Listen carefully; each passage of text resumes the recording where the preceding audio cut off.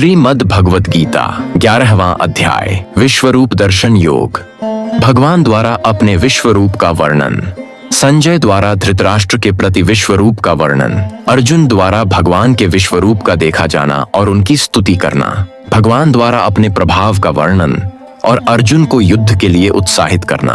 भयभीत हुए अर्जुन द्वारा भगवान की स्तुति और चतुर्भुज रूप का दर्शन कराने के लिए प्रार्थना। भगवान द्वारा अपने विश्व रूप के दर्शन की महिमा का कथन तथा चतुर्भुज और सौम्य रूप का दिखाया जाना। बिना अनन्य भक्ति के चतुर्भुज रूप के दर्शन की दुर्लभता का और फल सहित अनन्य भक्ति का कथन।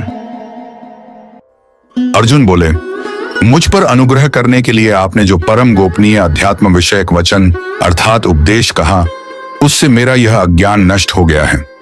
क्योंकि हे कमल नेत्र, मैंने आपसे भूतों की उत्पत्ति और प्रलय विस्तार पूर्वक सुने हैं तथा आपकी अविनाशी महिमा भी सुनी है।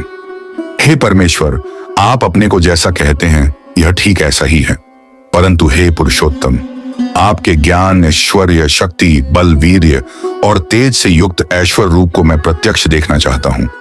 हे प्रभु, यदि मेरे द्वारा आपका वह रूप देखा जाना शक्य है ऐसा आप मानते हैं, तो हे योगेश्वर, उस अविनाशी स्वरूप का मुझे दर्शन कराइए। श्री भगवान बोले, हे पार्थ, अब तू मेरे सैकड़ों हजारों नाना प्रकार के और नाना वर्ण तथा नाना आकृति वाले अलौकिक रूपों को देख। हे भरतवंशी अर्जुन, तू मुझ में आदित्यों को अर्थात अदिति के 12 पुत्रों को, 8 वसुओं को, 11 रुद्रों को, दोनों अश्विनी कुमारों को और 49 मरुद गणों को देख तथा और भी बहुत से पहले न देखे हुए आश्चर्यमय रूपों को देख। हे अर्जुन, अब इस मेरे शरीर में एक जगह स्थित चराचर सहित संपूर्ण जगत को देख तथा और भी जो कुछ देखना चाहता हो सो देख, परंतु मुझको तू इन अपने प्राकृत नेत्रों द्वारा देखने में निसंदेह समर्थ नहीं है। इसी से मैं तुझे दिव्य अर्थात अलौकिक चक्षु देता हूं। इससे तू मेरी ईश्वरीय योग शक्ति को देख।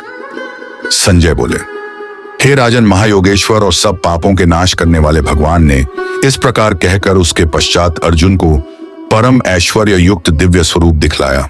अनेक मुख और नेत्रों से युक्त, अनेक अद्भुत दर्शनों वाले, बहुत से दिव्य भूषणों से युक्त और बहुत से दिव्य शस्त्रों को हाथों में उठाए हुए, दिव्य माला और वस्त्रों को धारण किए हुए और दिव्य गंध का सारे शरीर में लेप किए हुए, सब प्रकार के आश्चर्यों से युक्त, सीमा रहित और सब ओर मुख किए हुए विराट स्वरूप परम देव परमेश्वर को अर्जुन ने देखा।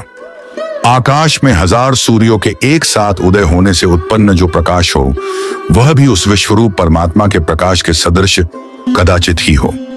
पांडुपुत्र अर्जुन ने उस समय अनेक प्रकार से विभक्त अर्थात पृथक पृथक संपूर्ण जगत को देवों के देव श्री कृष्ण भगवान के उस शरीर में एक जगह स्थित देखा।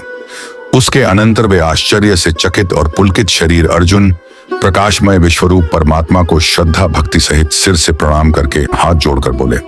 अर्जुन बोले, हे देव, मैं आपके शरीर में संपूर्ण देवों को तथा अनेक भूतों के समुदायों को, कमल के आसन पर विराजित ब्रह्मा को, महादेव को और संपूर्ण ऋषियों को तथा दिव्य सर्पों को देखता हूँ। हे संपूर्ण विश्व के स्वामिन, आपको अनेक भुजा, पेट, मुख और नेत्रों से युक्त तथा सब ओर से अनंत रूपों वाला देखता हूँ। हे विश्वरूप, मैं आपके न अंत को देखता हूँ, न मध्य को और न आदि को ही। आपको मैं मुकुट युक्त, गदा युक्त और चक्र युक्त तथा सब ओर से प्रकाशमान तेज के पुंज, प्रज्वलित अग्नि और सूर्य के सदृश ज्योति युक्त, कठिनता से देखे जाने योग्य और सब ओर से अप्रमेय स्वरूप देखता हूँ। आप ही जानने योग्य परम अक्षर अर्थात परब्रह्म परमात्मा हैं। वही इस जगत के परम आश्रय हैं। आप ही अनादि धर्म के रक्षक हैं और आप ही अविनाशी सनातन पुरुष हैं, ऐसा मेरा मत है। आपको आदि अंत और मध्य से रहित, अनंत सामर्थ्य से युक्त, अनंत भुजा वाले, चंद्र सूर्य रूप नेत्रों वाले, प्रज्वलित अग्नि रूप मुख वाले और अपने तेज से इस जगत को संतप्त करते हुए देखता हूं। हे महात्मन, यह स्वर्ग और पृथ्वी के बीच का संपूर्ण आकाश तथा सब दिशाएं एक आपसे ही परिपूर्ण हैं तथा आपके इस अलौकिक और भयंकर रूप को देखकर तीनों लोक अति व्यथा को प्राप्त हो रहे हैं। वे ही देवताओं के समूह आप में प्रवेश करते हैं और कुछ भयभीत होकर हाथ जोड़े आपके नाम और गुणों का उच्चारण करते हैं तथा महर्षि और सिद्धों के समुदाय कल्याण हो ऐसा कहकर उत्तम उत्तम स्तोत्रों द्वारा आपकी स्तुति करते हैं, जो 11 रुद्र और 12 आदित्य तथा 8 वसु, साध्यगण, विश्वेदेव अश्विनी कुमार तथा मरुदगण और पितरों का समुदाय तथा गंधर्व, यक्ष, राक्षस और सिद्धों के समुदाय हैं, वे सभी विस्मित होकर आपको देखते हैं। हे महाबाहो, आपके बहुत मुख और नेत्रों वाले, बहुत हाथ, जंघा और पैरों वाले, बहुत उदरों वाले और बहुत सी दाढ़ों के कारण अत्यंत विकराल महान रूप को देखकर सब लोग व्याकुल हो रहे हैं तथा मैं भी व्याकुल हो रहा हूं, क्योंकि हे विष्णु, आकाश को स्पर्श करने वाले, देदीप्यमान, अनेक वर्णों से युक्त तथा फैलाए हुए मुख और प्रकाशमान विशाल नेत्रों से युक्त आपको देखकर भयभीत अंतकरण वाला मैं धीरज और शांति नहीं पाता हूं। दाढ़ों के कारण विकराल और प्रलय काल की अग्नि के समान प्रज्वलित आपके मुखों को देखकर मैं दिशाओं को नहीं जानता हूं और सुख भी नहीं पाता हूं। इसलिए हे देवेश, हे जगन्निवास, आप प्रसन्न हो। धृतराष्ट्र के पुत्र राजाओं के समुदाय सहित आप में प्रवेश कर रहे हैं और भीष्म पितामह, द्रोणाचार्य तथा वह कर्ण और हमारे पक्ष के भी प्रधान योद्धाओं के सहित सब के सब आपके दाढ़ों के कारण विकराल भयानक मुखों में बड़े वेग से दौड़ते हुए प्रवेश कर रहे हैं और कई एक चूर्ण हुए सिरों सहित आपके दांतों के बीच में लगे हुए दिख रहे हैं। जैसे नदियों के बहुत से जल के प्रवाह स्वाभाविक ही समुद्र के ही सम्मुख दौड़ते हैं, अर्थात समुद्र में प्रवेश करते हैं, वैसे ही वे नरलोक के वीर भी आपके प्रज्वलित मुखों में प्रवेश कर रहे हैं। जैसे पतंग मोहवश नष्ट होने के लिए प्रज्वलित अग्नि में अतिवेग से दौड़ते हुए प्रवेश करते हैं, वैसे ही ये सब लोग भी अपने नाश के लिए आपके मुखों में अतिवेग से दौड़ते हुए प्रवेश कर रहे हैं। आप उन संपूर्ण लोगों को प्रज्वलित मुखों द्वारा ग्रास करते हुए सब ओर से बार बार चाट रहे हैं।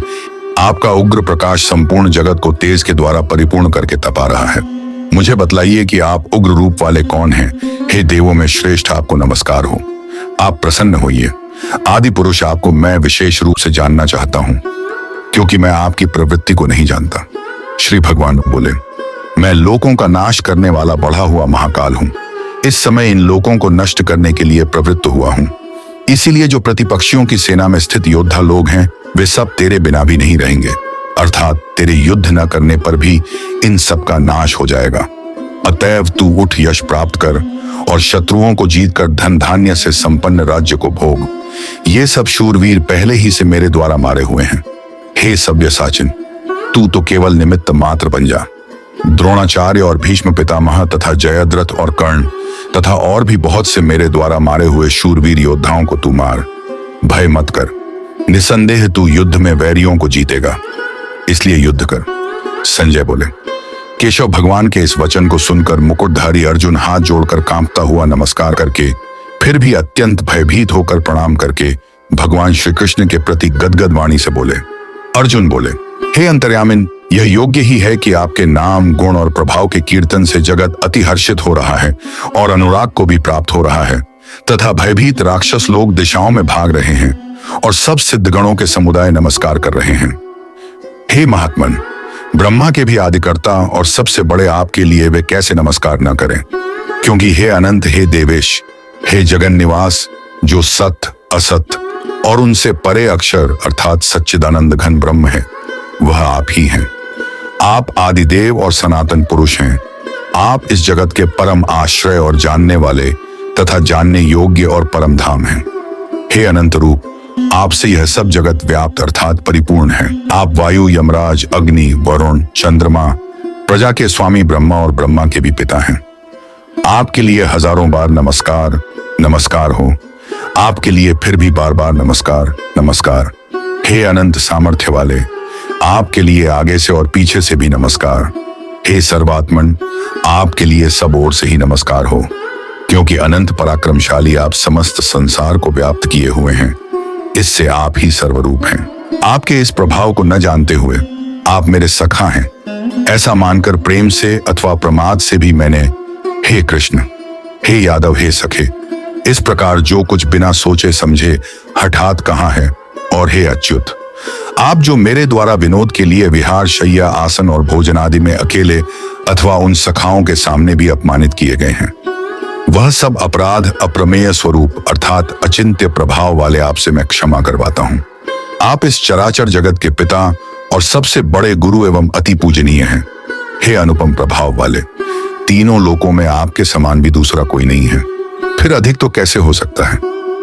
अतएव हे प्रभु, मैं शरीर को भली भांति चरणों में निवेदित कर प्रणाम करके स्तुति करने योग्य आप ईश्वर को प्रसन्न होने के लिए प्रार्थना करता हूँ। हे देव, पिता जैसे पुत्र के, सखा जैसे सखा के और पति जैसे प्रियतमा पत्नी के अपराध सहन करते हैं, वैसे ही आप भी मेरे अपराध को सहन करने योग्य हैं। मैं पहले न देखे हुए आपके इस आश्चर्यमय रूप को देखकर हर्षित हो रहा हूँ और मेरा मन भय से अति व्याकुल भी हो रहा है। इसलिए आप उस अपने चतुर्भुज विष्णु रूप को ही मुझे दिखलाइए। हे देवेश, हे जगन निवास, प्रसन्न होइए। मैं वैसे ही आपको मुकुट धारण किए हुए तथा गदा और चक्र हाथ में लिए हुए देखना चाहता हूँ। इसीलिए हे विश्व स्वरूप, हे सहस्रबाहो, आप उसी चतुर्भुज रूप से प्रकट होइए। श्री भगवान बोले, हे अर्जुन, अनुग्रह पूर्वक मैंने अपनी योग शक्ति के प्रभाव से यह मेरा परम तेजोमय, सबका आदि और सीमा रहित विराट रूप तुझको दिखलाया है, जिसे तेरे अतिरिक्त दूसरे किसी ने पहले नहीं देखा था। हे अर्जुन, मनुष्य लोक में इस प्रकार विश्वरूप वाला मैं न वेद और यज्ञों के अध्ययन से, न दान से, न क्रियाओं से और न उग्र तपों से ही तेरे अतिरिक्त दूसरे के द्वारा देखा जा सकता हूँ। मेरे इस प्रकार के इस विकराल रूप को देखकर तुझको व्याकुलता नहीं होनी चाहिए और मूढ़ भाव भी नहीं होना चाहिए। तू भय रहित और प्रीतियुक्त मन वाला होकर उसी मेरे इस शंख चक्र गदा पद्मयुक्त चतुर्भुज रूप को फिर देख। संजय बोले, वासुदेव भगवान ने अर्जुन के प्रति इस प्रकार कहकर फिर वैसे ही अपने चतुर्भुज रूप को दिखलाया और फिर महात्मा श्री कृष्ण ने सौम्य मूर्ति होकर इस भयभीत अर्जुन को धीरज दिया। अर्जुन बोले, हे जनार्दन, आपके इस अति शांत मनुष्य रूप को देखकर अब मैं स्थिर चित्त हो गया हूँ और अपनी स्वाभाविक स्थिति को प्राप्त हो गया हूँ।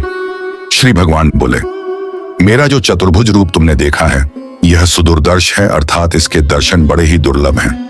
देवता भी सदा इस रूप के दर्शन की आकांक्षा करते रहते हैं। जिस प्रकार तुमने मुझको देखा है, इस प्रकार चतुर्भुज रूप वाला मैं न वेदों से, न तपब से, न दान से और न यज्ञ से ही देखा जा सकता हूँ।